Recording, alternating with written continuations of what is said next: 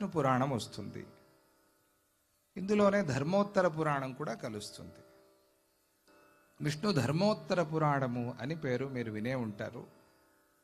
ఇది విష్ణు పురాణం. ధర్మోత్తరంలో చాలా ఆచారాలు, వ్యవహారాలు, నడుచుకోవాల్సిన విధానం ఇదంతా చెప్తారు. ఇక్కడ పూర్తిగా విష్ణు మహిమ, ఆ విష్ణు మహిమని చెప్పేటువంటి ఈ విష్ణు పురాణాన్ని పరాశర మహర్షి మనకి ఉపదేశం చేశారు. ఎవరికి ఉపదేశం చేశారు అంటే మైత్రేయ మహర్షికి ఉపదేశం చేశారు. మైత్రేయుడు ఈ పేరు మనం భాగవతంలో కూడా వింటాం. భాగవతం తృతీయ స్కంధం చతుర్థ స్కంధంలో విదుర మైత్రేయ సంవాదము. విదురుడు యుద్ధం చేయల, అస్త్రత్యాగం చేసి కురుక్షేత్ర యుద్ధం జరుగుతున్నప్పుడు తీర్థాటనకి వెళ్ళిపోయాడు. అలా తీర్థయాత్ర చేస్తూ చేస్తూ ఉండగా కురుక్షేత్ర యుద్ధము పూర్తి అయింది అని ఆయనకి తెలిసింది. తెలిస్తే అప్పుడు ధృతరాష్ట్రుడిని ఓదార్చాలి కదా, అలాగే రాజ్యం అంతా ఎలా ఉందో చూడాలి, బాధ్యత. దాన్ని తలుచుకుని ఆయన మళ్ళీ తిరిగి వస్తున్నాడు. యుద్ధమయ్యాక వస్తాను అని చెప్పి వెళ్ళాడు కనుక ఆయన మళ్ళీ తిరిగి వస్తున్నాడు. వస్తున్నప్పుడు ఆయనకి ఉద్ధవుడు, మైత్రేయ మహర్షి ఇద్దరూ కూడా కంటపడ్డారు విదురుడికి. విదుర ఉద్ధవ సంవాదం. ఉద్ధవుణ్ణి కృష్ణ పరమాత్మ చాలా చక్కగా దగ్గరికి తీసుకుని ప్రేమగా మాట్లాడి ఆయనకి చేయాల్సిన ఉపదేశం అంతా చేసి, రే నాయనా, నువ్వు ఇక్కడ ఉండాల్సిన వాడివి కాదు, బదరికాశ్రమానికి వెళ్ళిపో అన్నాడు. అంటే వాళ్ళకి బాగా ఒప్పేటువంటి స్థలాలు కొన్ని ఉంటాయి, అక్కడ నువ్వు ఉండాలి, అక్కడికి వెళ్ళిపో అని చెప్పాడు.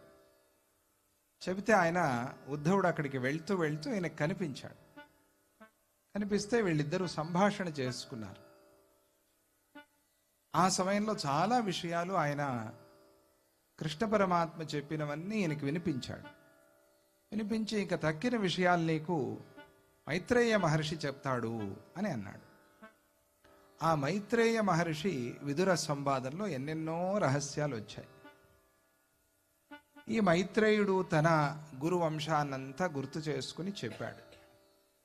ఆ మైత్రేయుడు ఇక్కడ పరాశర మహర్షిని కలిసి, పరాశర మహర్షి అంటే ఎవరు?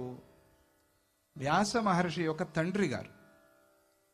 శక్తించ తత్పుత్ర పరాశరంచ వ్యాసం శుకం గౌడపదం మహాంతం అని గురు పరంపర మొన్న మీరు విన్నారు కదా, గురు పూర్ణిమ రోజు. వ్యాసుల వారు, ఆ వ్యాసుల వారి తండ్రి వ్యాస భగవానుడు అనే పిలవాలి మనం. వారి తండ్రి గారు పరాశర మహర్షి.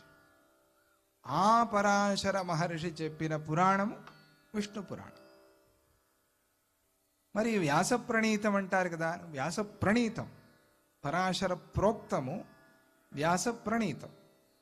అంటే పరాశర మహర్షి చెప్పారు, దాన్ని వ్యాసుల వారు రచించి మనకు అందించారు.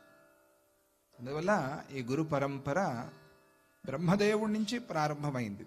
భాగవతంలాగా నారాయణుడు బ్రహ్మదేవుడికి చెప్పినటువంటి ఈ గ్రంథము, ఆ బ్రహ్మదేవుడు రుభువు, దక్షుడు అనేటువంటి వారికి ఉపదేశం చేశారు. ఇది విద్యావంశము. మన వంశాన్ని మనం ఎట్లా చెప్పుకుంటామో అలాగే విద్యావంశాన్ని కూడా చెప్పుకోవాలి.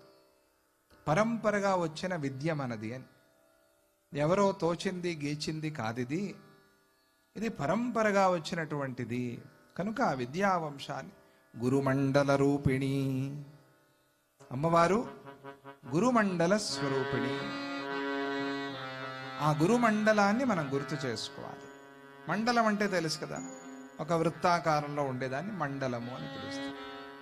అంటే ఆ వృత్తంలో మనం నిన్న కదా వ్యాస పంచకము అని శంకర భగవత్పాదాచార్యుల పంచకము, అలాగే మన గురు పరంపర పంచకము అని స్థాపన చేసుకున్నట్టుగా గురుమండలం. బ్రహ్మదేవుడు రుభు మహర్షి, ఆయన గురించి కూడా తర్వాత వస్తుంది. దక్షుడు అనే వారికి ఉపదేశం చేశారు దక్ష ప్రజాపతి. వారిలో రుభువు ప్రియవ్రతుడికి